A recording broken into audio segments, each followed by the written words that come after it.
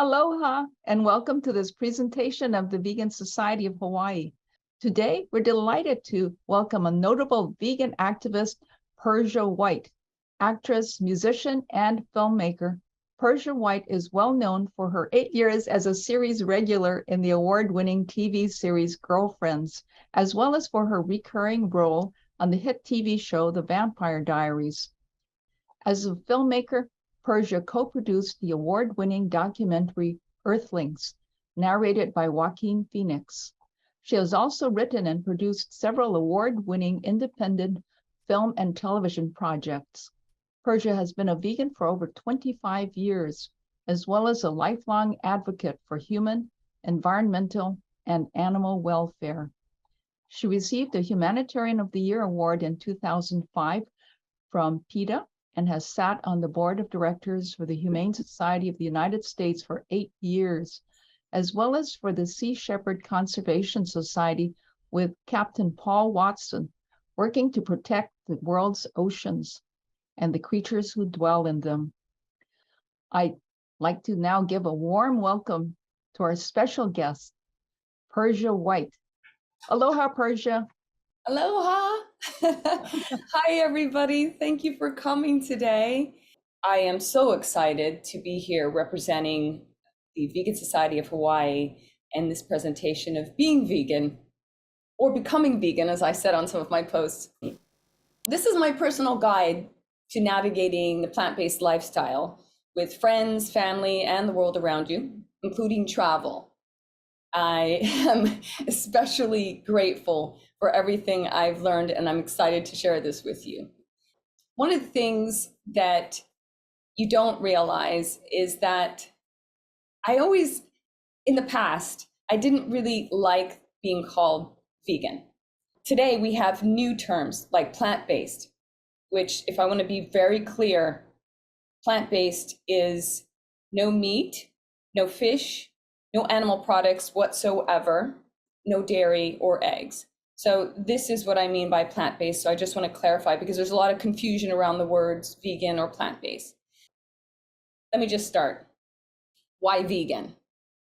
Like I said, I didn't always enjoy being called a vegan. And for years, I would just avoid it and say to people when they asked me about my diet at a restaurant or a party in particular, I would just say, I just don't eat animals. Any animals. And then very often people would go, fish. I'd be like, no animals. And they go, well, what about milk? And I'd be like, nothing derived from or squeezed out of an animal's body.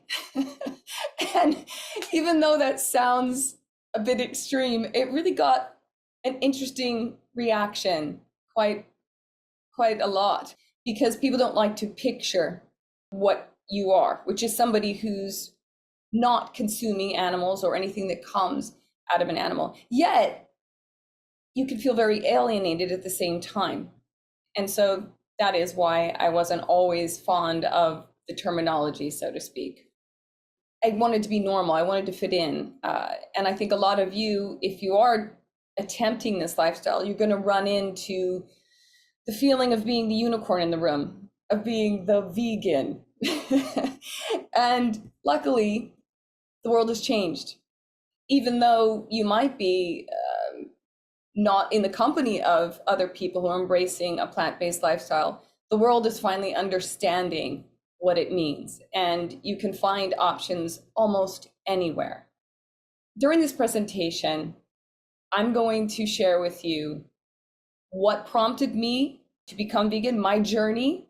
And then one of the most important things, which I seem to have had a lot of interest in this one, is how I managed to influence almost every one of my close family members to become either vegan or vegetarian, following a plant-based diet after 25 years.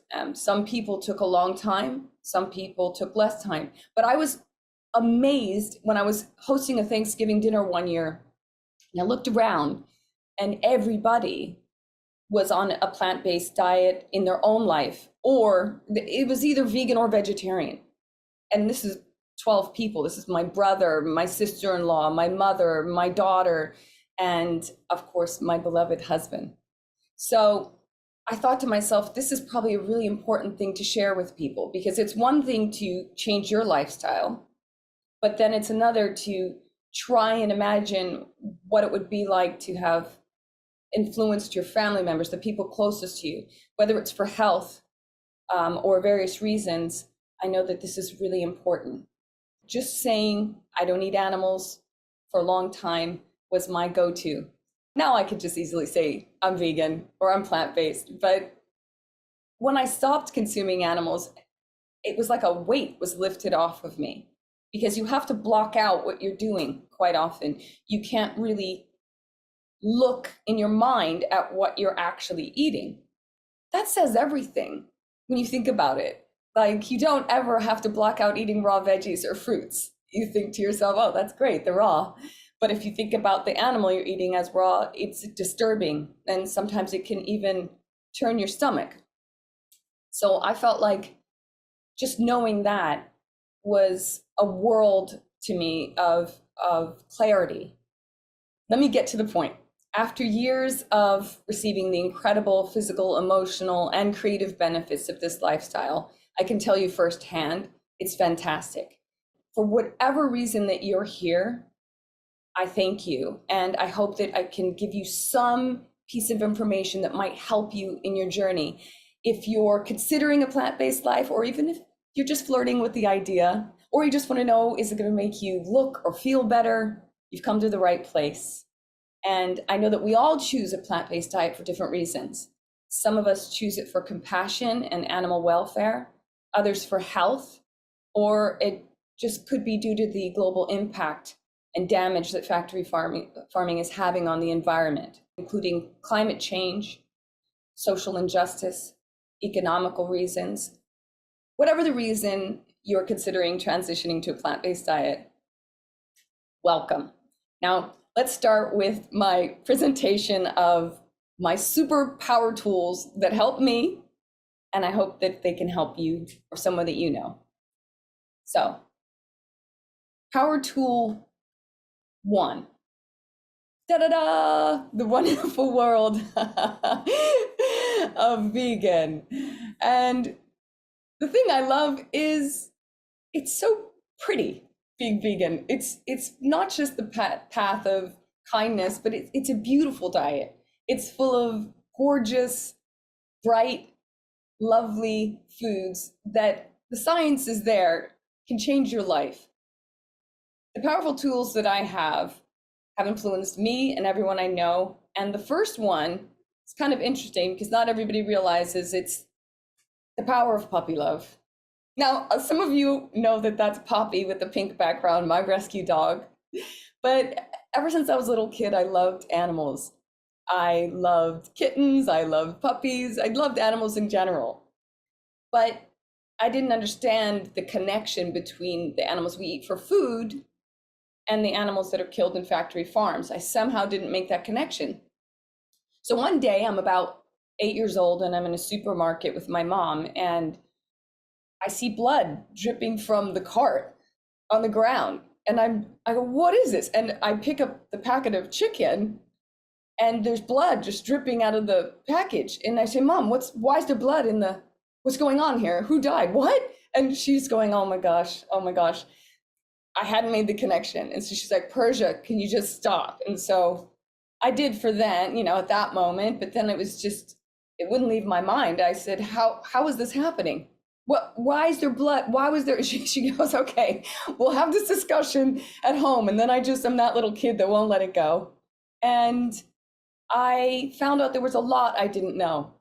And there was a lot going on behind closed doors, and no one wanted to talk about it. I tried talking about it at many dinner tables. My friends' parents, no one wanted to talk about it. They just kept going, could you just stop? I'm eating. Like, you're grossing me out. And so I was like, oh. So I felt bad about this. But then I thought, I'll do what adults do. I'll just start blocking out the uncomfortable truth. So I did. And at 12 years old, my dog was hit by a car, and we were walking in. I saw his body go under the tire, and he was dead. And I walked over to him, and I saw that the skin from his leg had lifted, and the flesh underneath looked just like what we had had for dinner that night. I'm not kidding, it was the same. To me, that was my moment of complete connection. And I realized that the only difference was I didn't think of my dog as food. For the first time, I started seeing that animals are friends. All animals are friends. And I made that connection. Friends, not food. So there I was at 12. I didn't know what to do. My mom was upset. She would cry when I wouldn't eat meat at the dinner table. It took several years to make the full transition to vegetarian. It wasn't easy because I didn't have any help, and the world around me wasn't helping either. And I'm sure a lot of you know that that can happen now too. It's not easy. Back then it was even harder. Everybody told me, you have to eat animals. I just gave one thing up at a time. Some of you are the kind of people that can jump in a pool, boom, you're in, you dive right in. I'm a person that gets in like inch by inch by inch. I just get in very slowly. So I gave up red meat and pork first. Then I gave up chicken. Then I gave up fish. Then I gave up dairy, eggs, and all animal products. Just want to clarify, I wasn't always an angel. It wasn't always easy. Some people, they can go full-fledged, and I think that's wonderful. But for me, I think it's important that I learned to do it slowly, that I could teach other people to do the same if it was difficult.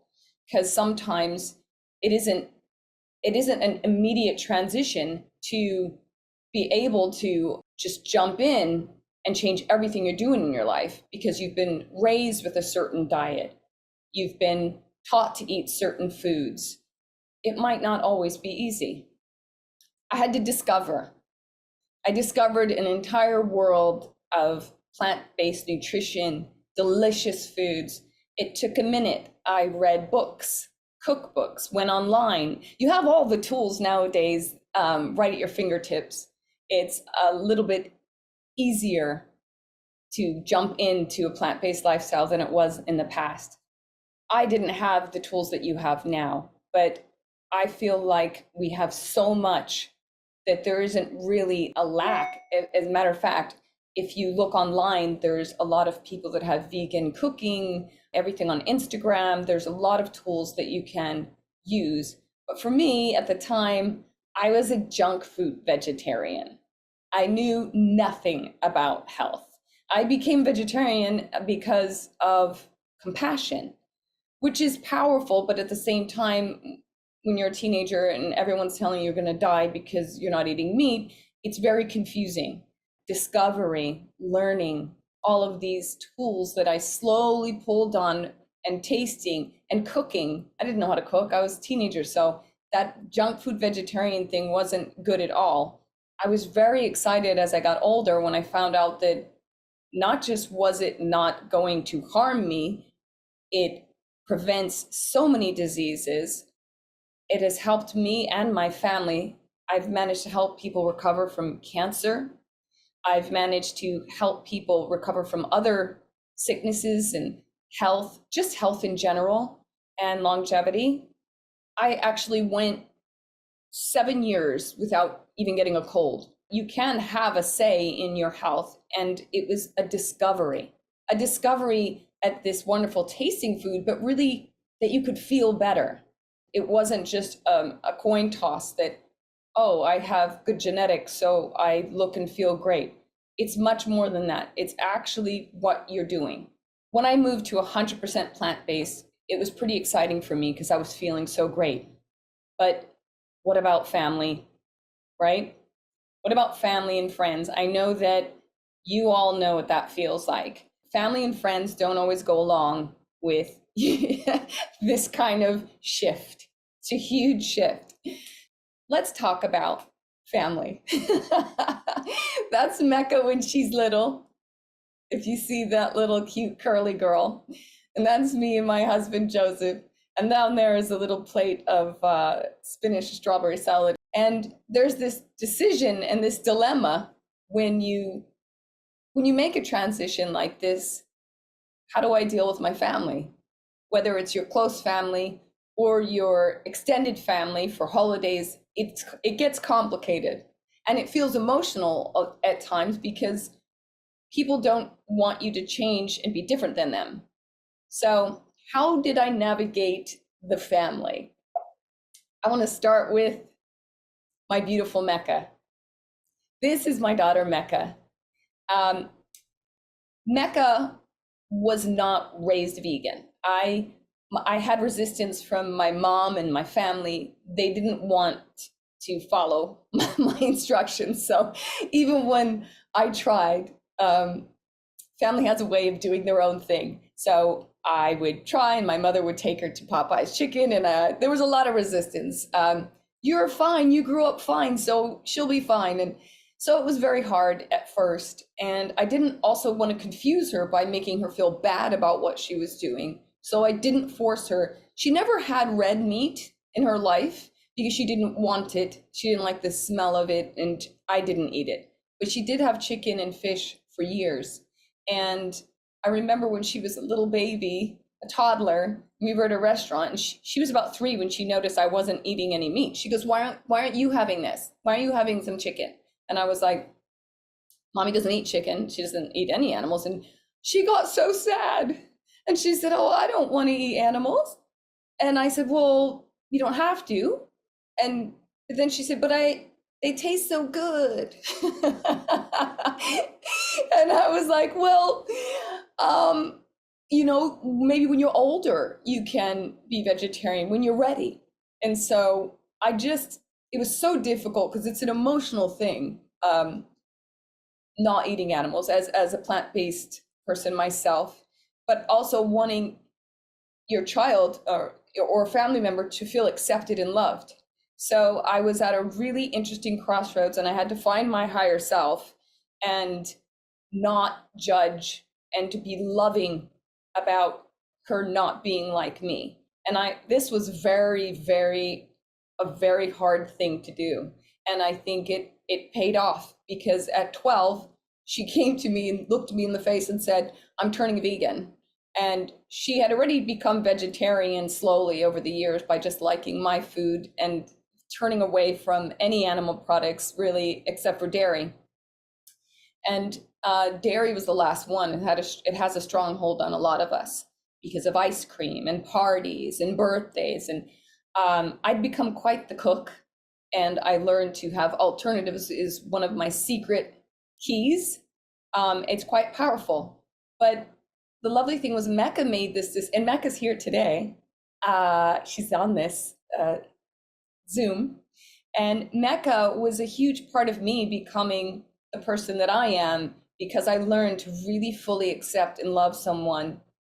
And yet I wanted her to be part of this plant-based life, but I didn't want to force it on her. So she came, and at around 12, she just said, well, I'm doing it. And I said, are you sure? This is the opposite of what you would think. I was like, I don't know. Are you sure? And then it was also a gradual transition for full vegan, because she was full vegetarian, and then full vegan happened around 14. She was just done with all dairy. And I actually said, are you sure?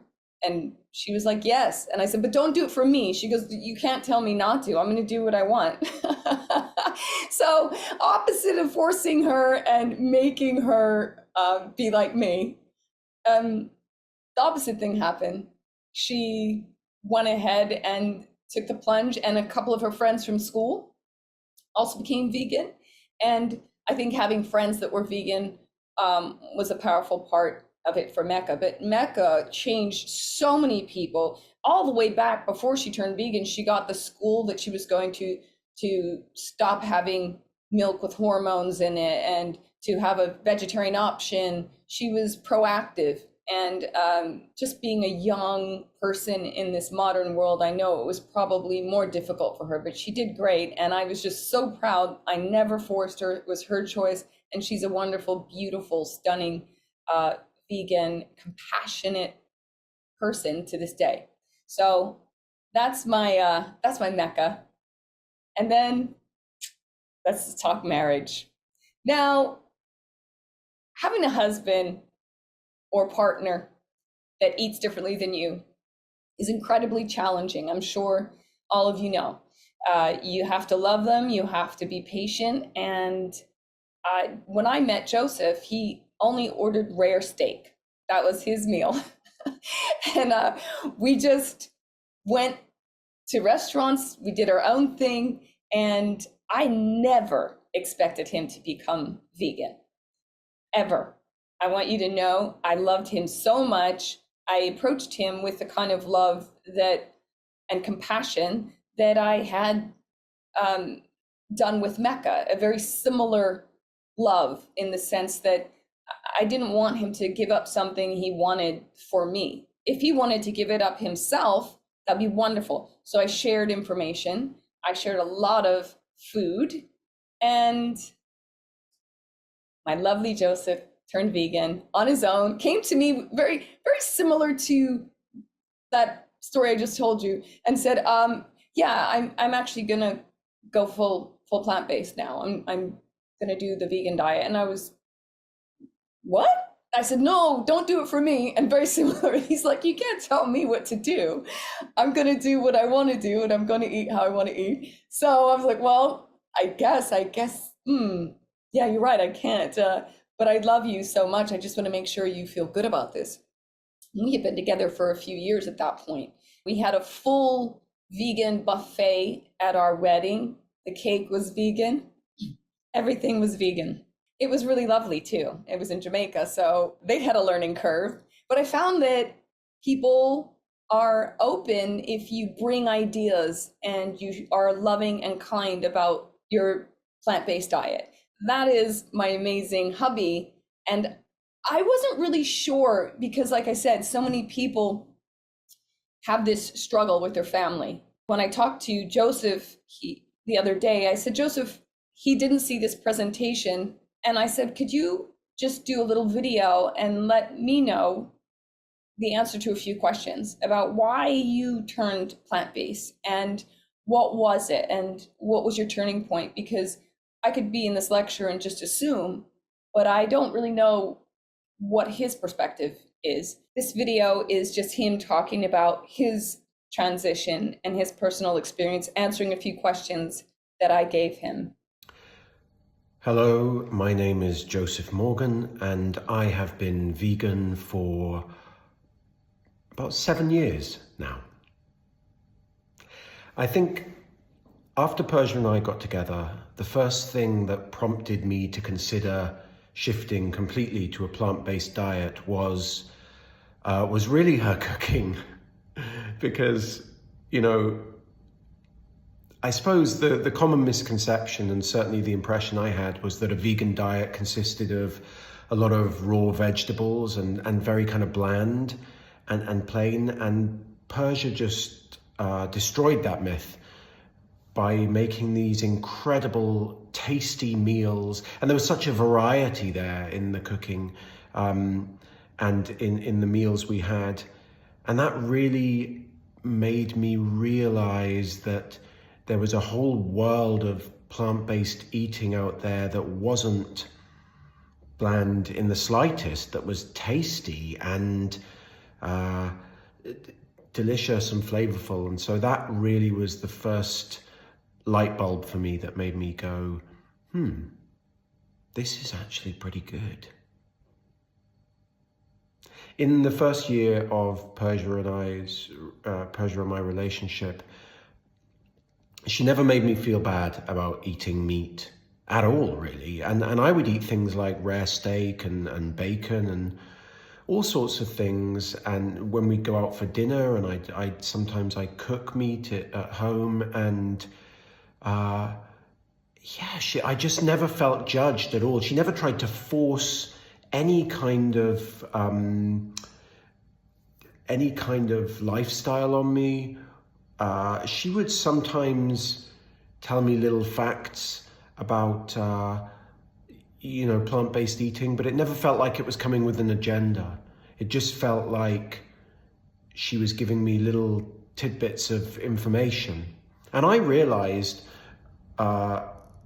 quite quickly that it was a lot healthier to have a plant-based diet, and that contrary to again, common misconceptions, you can absolutely get enough protein, even to, to bodybuild and to put on muscle and live that kind of lifestyle. There's really an endless amount of sources you can get your protein from. So, yeah, I suppose that I think the time I fully decided to go vegan was the end of, I think it was the end of 2014, maybe 15.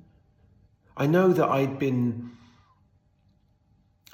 eating plant-based at home for a long time. So we never cooked meat at home after a certain point. It just sort of transitioned into that. It wasn't a thing we decided.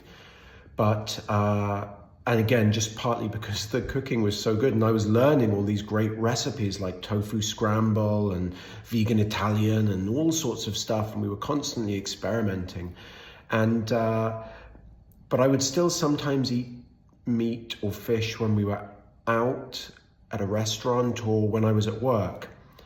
And I remember being at work right before the Christmas break, and they served a kind of surf and turf thing like lobster and steak, and I had some of both, and I just felt like this isn't that good. The more plant-based food I ate, the more refined my palate became, and the more I could taste the meat and the fish, really, which underneath all of the spices that we put on it and the process that we take it through, it didn't really taste very good to me anymore.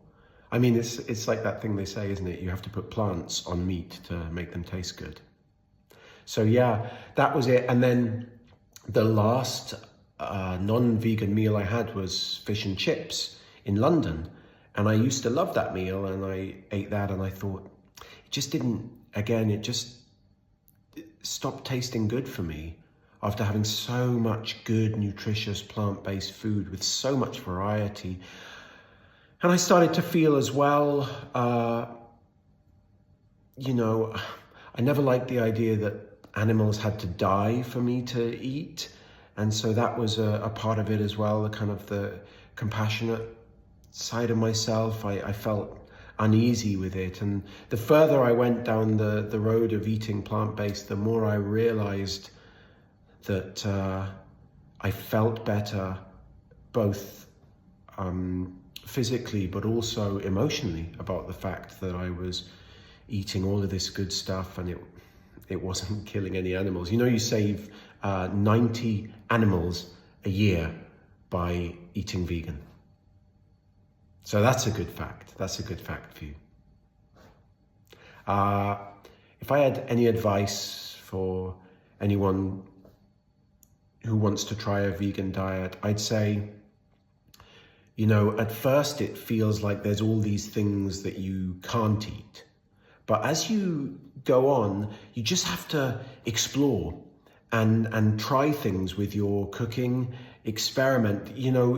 If you're going vegan now, you're so lucky because there's more and more vegan options available all over the place in supermarkets and in restaurants. People are waking up.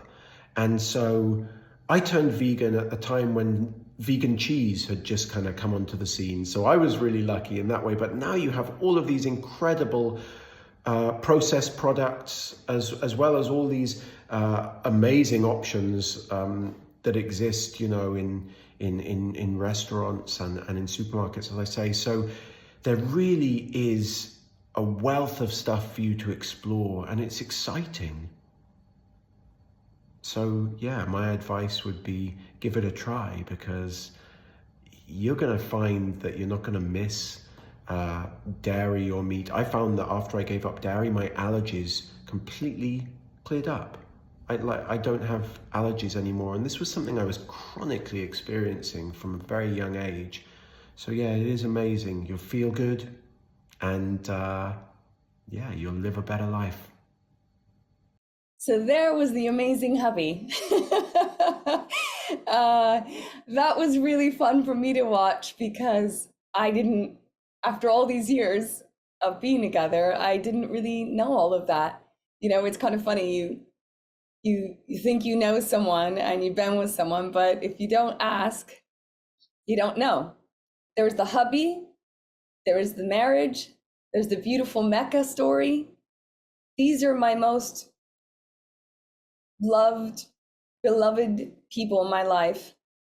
Here's the ultimate superpower you have as someone who's on a plant-based diet and you want to influence people you love. This is my list, so we can do a little review here. Patience and love are your superpowers. Honestly, I think that society has given in to the idea that anger and a very strong, aggressive, masculine approach to shift people is strong, that aggression is strength. And that's a complete lie. And we know that as the world is shifting, compassion, love is power. Patience is power. It is not always easy to be patient with the people you love. It is not always easy to be patient with the things that you want to achieve. It isn't always easy to be patient with a world around you that is moving in a direction that seems to be so hostile or unfriendly or unfair. It's not easy, but it's power. It's powerful. When you're patient and loving, things will yield to you. Things shift. Love is more powerful than hate. Martin Luther King Jr. quote. I had to throw that in because of his birthday tomorrow. So, power rule 1, keep it fun, guys. Now, I know a lot of people turn plant-based and they get very serious. They get very angry at the dinner table, or when their family doesn't understand them. It feels so frustrating when nobody knows some of the most simple things, like, where do you get your protein? You'll hear this 50 billion times. I've heard the story of if you were trapped on an island and you had to eat your dog or something like that. I've heard these things so many times, and I have to just each time act like it's the first time I'm hearing this and go, well, there's a lot of protein in plants, and no, I wouldn't eat my dog. Thank you very much. So patience and being fun with food, taking people to restaurants that they have something that's great, or letting them sample something delicious. When I worked on the set of Girlfriends, I would always bring little vegan meals to work, and I can't tell you how many people would go, "What is that? That looks really good. Can I try that?" And next thing I knew, there was a whole section with food that people wanted because I had brought it, and I told the craft service, "Oh yeah, here's how you do it." I kept it fun, kept it lighthearted. PowerPoint 2, you do you. As you heard from Joseph, it doesn't feel good to be pushed. It's really nice to be accepted. And same thing with Mecca. She made her own transition. It was powerful, but also my other family members.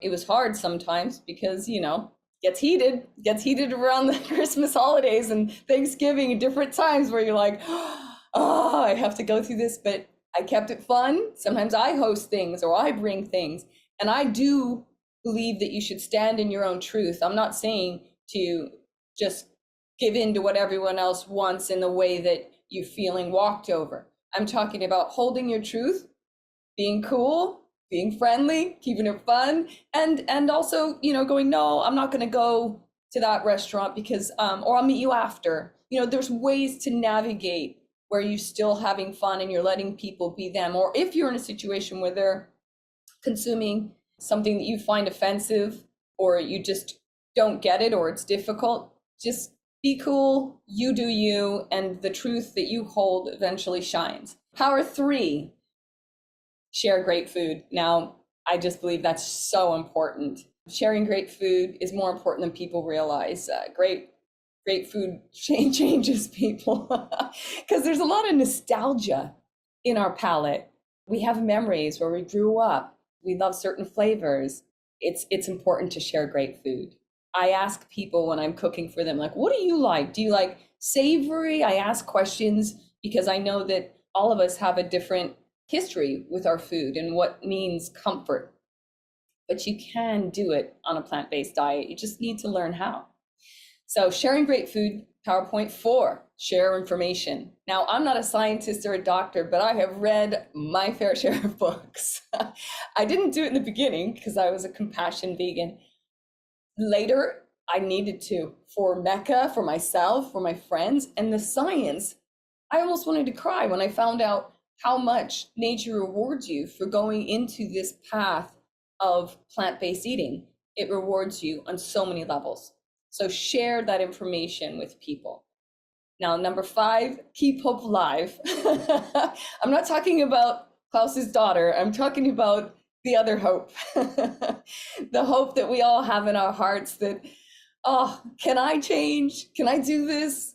Can I do an effective change? Just keep the idea there and the hope. And I feel like that is a powerful tool because you slowly start to move toward it because you've made it positive, you made it fun. A lot of self-help books have taught me that we move away from things that feel unattractive and painful. So when you make things fun and hopeful, your mind and your friends and your family are more likely to move toward it. Power of the palate, I can't say it enough. Power of the palate.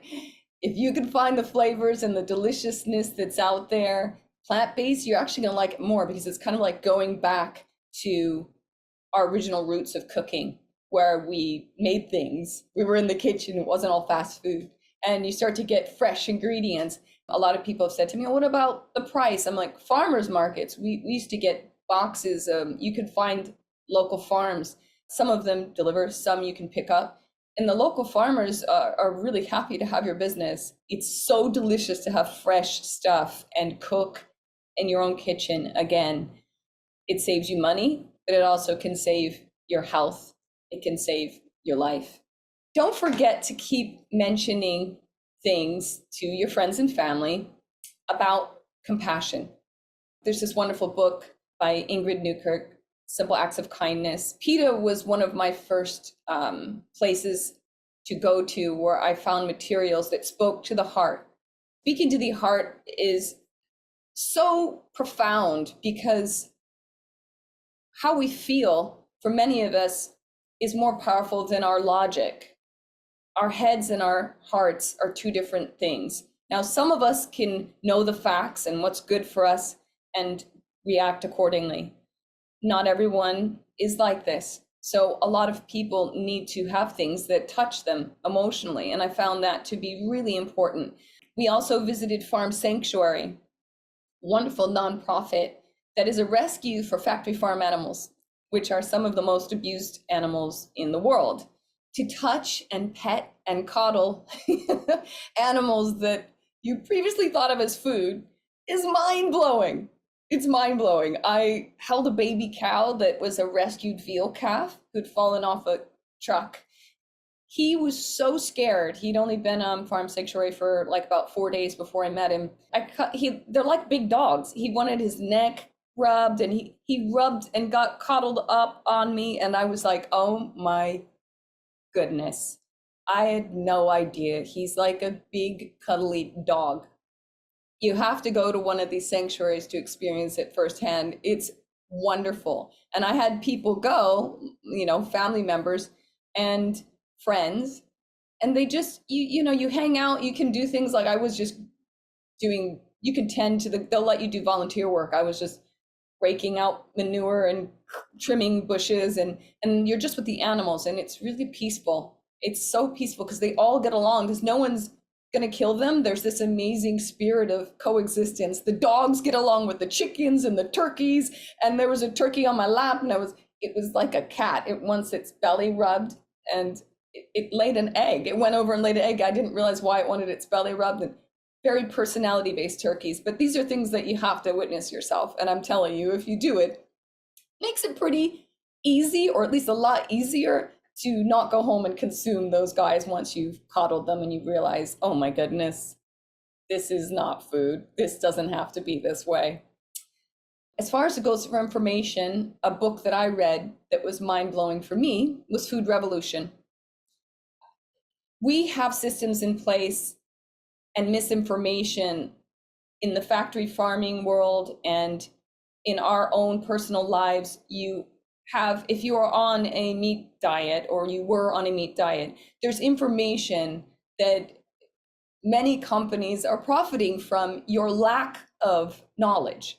Food Revolution just blew my mind. John Robbins is from the Baskin Robbins family. He could have just been a billionaire on ice cream. He found out what was going on, and he came out with several books, Diet for New America and Food Revolution, which my mouth was just hanging open when I found out about what was going on. Why did we think the food pyramid was the way it was, with meat and poultry and dairy and the industries that are profiting? It's profound, mind-blowing stuff. I would recommend that for you. And once again, that's part of the sharing information pattern with people you love. Next, we'll go to Earthlings. Now, Earthlings is a documentary that I was co-producer on. It was narrated by Joaquin Phoenix. This film was a huge turning point for me in my life because I had no idea exactly how your meat and your leather and animal products are brought to the table. I didn't realize. And I was already an advocate of animal welfare, and I was already a vegetarian. I was already vegan, but this took me to the next level where I stopped using anything with an animal in it, and including makeup, hair products, everything. And I also got to influence a lot of entertainers. I was on Earthlings, I was such a small operation that I remember literally going to the FedEx and hand folding the DVD covers and putting them in the DVD, and then physically printing a whole bunch and putting them in gift bags at celebrity events, that I got in trouble for wanting these in gift bags. I was like, no, it's an animal event. I want the Earthlings in there. And they're like, no, so I put it like contains graphic information sticker on it so that little children didn't accidentally open this up. But this film managed to help change people like Ellen DeGeneres and Pink. And I literally ran into Pink on a beach in California, and I gave her a copy. I was like, I'm so sorry to bother you. I know I'm not supposed to do this because I'm an entertainer. I know people don't like this, but I love you and you do stuff for animals, so here. And she went vegan after that film. So this film was so powerful and hard to be a part of, because every time I did a screening, I had to watch it and cry again. And I found that each time I watched it, I was like, I'm crying at a different point. How is this possible? I'm crying again. And it was very difficult, but I remember Ingrid of PETA, Ingrid Newkirk, always said, we should be able to witness with our eyes what they experience with their bodies. That's the least we can do. This film, even if you don't need to watch it yourself, it's a powerful tool, such as other films can be a powerful tool like this, to help you explain your position as a plant-based transitioner or plant-based diet, to explain to family or friends who don't understand. People who are being antagonistic, particularly, I found Earthlings to be helpful. I would just say, okay, we don't have to talk about this. Why don't you watch this film? And then you can come back to me with questions. You can come back with questions afterwards. It silenced a lot of antagonism. People will be antagonistic when you start eating plant-based. Not everyone, but there's definitely a challenge to meat eaters that's occurring. And I believe that's why they get so aggressive. But Earthlings has a powerful way of telling the story. It's emotional, it's visual, it's heartbreaking. And it also talks about how the comparison of how we treat each other, violence towards each other and towards animals, making a parallel towards sexism and racism. And then it draws all of the points on our air, our soil, our water, our environment, all of these factors that are impacted by animal consumption. I can't say enough good things about watching this. Plant-based diet, not all of us are scientists, and not all of us do what's right because of what our minds are saying or the numbers are saying. It's what our heart is saying quite often, and Earthling speaks to the heart. I wish that we could be logical enough to not do harmful things with just the science, Nobody would smoke cigarettes in the world if we were that way. Some of you are able to make the transition without it, by all means. But if you do need material, this is one of those pieces of information. I also recommend Forks Over Knives. There's other films that are very beautiful in sort of explaining the plant-based diet and undoing some of the myths. That's that. Let's move on to Girlfriends. So Girlfriends was a really big turning point for me because I asked the producers to make my character vegan. I said vegetarian, I would have taken anything. They did. And I was able to promote the plant-based diet through my character by just talking about it. The word vegan, I was like, use it, please, make fun of me. I love it. I want this. And then I also would wear a t-shirt. I would sometimes, I'd be reading Food Revolution or have a Farm Sanctuary mug. I would bring all these things on set and plant them into the show. And I was really proud that a lot of people I've met over the years, girls especially people of color, because a lot of there are a lot of ties culturally to meat.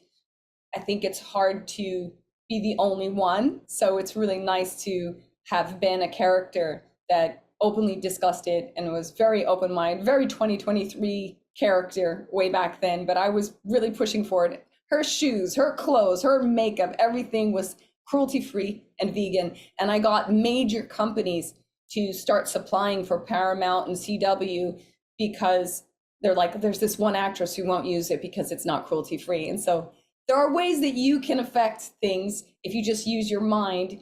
It could be small, seem small, but it can grow into something big. And so I was really proud to do that with Girlfriends. Hair care, skin care, fashion with compassion, everything I did and do is cruelty-free, vegan.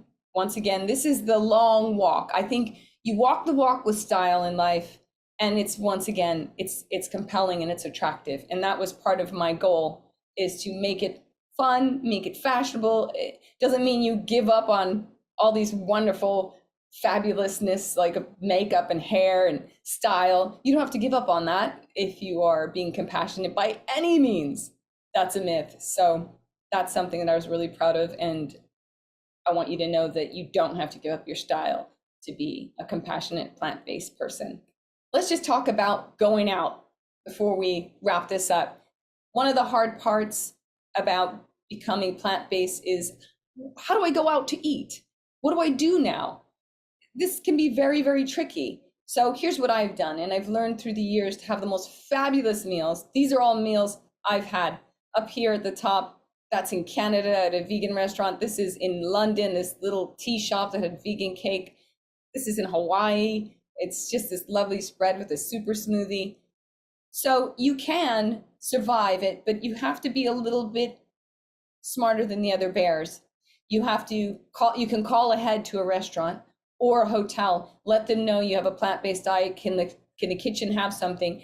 I found that talking to cooks and chefs, I just go right in there. I'm like, hey, yeah, I'm gonna be staying with you guys. Some of them go, and then, but most of the time, people are like, oh, well, we can do something, especially if it's for like a special event. If I was going out to dinner with friends, I suggest arriving not hungry. If it's a restaurant that doesn't have anything for you, think of it as like a place where you go for afters, like a little salad or little tea. You're not there to get full. You don't trust restaurants to be your source of nutrition. I just would have a little food and then come. And sometimes I would be surprised that they will actually make something. And when traveling, bring your own stuff. When I say that, BYO travel, it's bring a grill if you can, a little George Foreman grill, and a little bullet. It's like a blender or some kind of thing to make smoothies. So these two things will change your life, because you could find plant-based food wherever you go, but sometimes the restaurants, depends on how healthy you want to be. We're very, very healthy. We eat low oil, low carb. We eat very, very lean, especially being in the industry. Joseph is always training. But yeah, just knowing that depending on your health level, you can just come prepared while traveling. bringing those things. I go all around the world, Budapest, Europe, bringing a little grill or buying a grill there. It's $20. You're going to save a lot of money because you won't be in the restaurants and hotel as much, but you can make things and you're not completely dependent on the world around you. So these little things make life so much easier. And if you go somewhere where you don't end up needing it, it's fine, but at least you aren't stranded feeling starved. I always say, bring some nuts with you, have a little Ziploc bag with some snacks. Don't make yourself starving and suddenly searching the world going, there's nothing for me. I'm vegan. What do I do? I think it's all about being prepared and having a little something in your pocket. It's a little secret trick for surviving. One of the last things is make holiday meals fun. I think we can't hide from the world, and it's not good to hide from the world. It's better to go in head first. Make it cooler than the old school. This is a gorgeous, all vegan on this slide. I think that we just need to do a little research, have a little fun, go online, but stay social and be proactive. Go toward the holiday meals with excitement, and if family members are a little bit freaked out by it, brush it off and just keep being amazing and bringing delicious food. Remember the kindness and patience thing? That's your superpower. Other people, they can only last so long. It took my sister like, I'm gonna say 15 years. We had some big arguments at first. And then she just called me one day and said, I get it now. She read one of the books I'd given her ages ago, and she just made this shift, and now she makes these amazing meals. She'll send me these pictures. If you're kind and patient, you can definitely outlast people who are being stubborn and tough. Just sort of a review, patience is kindness, but you have to also be kind to yourself. If you're having a hard time, don't feel bad. Just get back up again if you fall down. It's okay. And then you're also being kind to animals, to your family, to your friends, to your earth. But you, be kind to you. Don't feel bad if you completely fall off the wagon. It's totally normal. In the end, nature will reward you. Just know that's coming.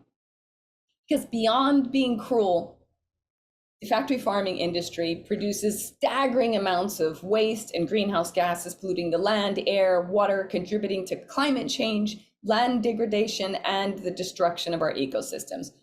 80% of deforestation in the Amazon is to clear land for cattle. Just remember, nature will reward you for going into a plant-based lifestyle. Age and health. This is me doing yoga on the beach. I hadn't exercised for months before I did this. I cannot believe at my age, this is me last year. I am doing better than I was 10 years ago. Your body wins with this diet. I am definitely living proof. It has slowed down the strong hand of time that is ticking and pushing us to our health being degraded and not sustaining. So you can sustain, you can be healthier. I'm telling you, it's because of this. And I didn't expect this at all. It's something that's a nice repercussion that you have to look forward to. The animals in the ecosystems win. Approximately 80 billion animals are killed each year for consumption. That's about 1,750 per second. Everybody wins in the plant-based diet. And then this is sort of a plant power yourself information list. Some of my most helpful tools, helpful things that made me transition and the people around me transition and have a much easier time doing so. We have my Earthlings documentary here. Forks Over Knives is an incredible documentary, especially if you have any health issues. That is a wonderful one to watch because the science is incredible. Food Revolution by John Robbins, I recommend. He also wrote Diet for New America, incredible book. No Meat Athlete is a more recent one that Joseph and I have been reading, and it's a wonderful cookbook and book for the athlete, because a lot of people who are very fit are going to ask, well, how are you getting your protein? How are you working out? Do you want to build muscle? For men, this one is a really special book because it dispels the myth that you need to eat animals to bulk up or be incredibly fit. Also, there's a book called Thrive that's not on this list that's incredible by Brendan Fraser. So there's that one too. The China Study by T. Colin Campbell, mind-blowing. I've helped people with cancer with this. There's recipes in the back, but it's a story as well as study. He's a scientist. Incredible, mind-blowing information. If you want to go into the more health-oriented facts and you need those, I believe it's good to power yourself with this information because people will challenge you. They'll tell you, oh, this is bad for you. You're going to die. And you're going to go, no, you're wrong. Look, I got the facts. And then you're going to experiment and feel good. It's amazing. Ageless Vegan by Tracy McWhorter is incredible. She also wrote a book called By Any Greens Necessary, and she's a cookbook on this website, byanyGreensNecessary.com. I'm part of the 10 Million Black Vegan Women effort. She offers a 21-day vegan jumpstart guide. You can jump in, and it's really, really helpful. I recommend going to her website, definitely. In closing, guys, this has been an amazing journey together, this talk. I want to thank all of you for being here. And I want to say we only have one Earth. And despite our differences, we're all connected. Caring about the Earth, the precious creatures that inhabit it, has its rewards. But one of the rewards is how you feel in here, your heart. Physically, your heart actually benefits. And I believe there's a parallel between your emotional heart and your physical heart. There's no way we can disconnect all of this. And I'm so thankful for these gifts that I have received and I continue to receive by following a plant-based diet. It might take a little doing. You might need to finagle some of your recipes, and you might feel like the unicorn in the room at times. But I can only hope that maybe some of this information is going to help you, so that maybe one day you can, when asked about your diet, say, oh yeah, I'm on a plant-based diet, or I'm vegan. Or you could just say, I don't eat animals or anything that's been squeezed out of them. However you want to word it. I hope that the tools here have helped you in any shape or form. And thank you all so much from the bottom of my heart. Thank you so much, Persia White, for this really wonderful, very personal, riveting presentation. I loved it. Thank you.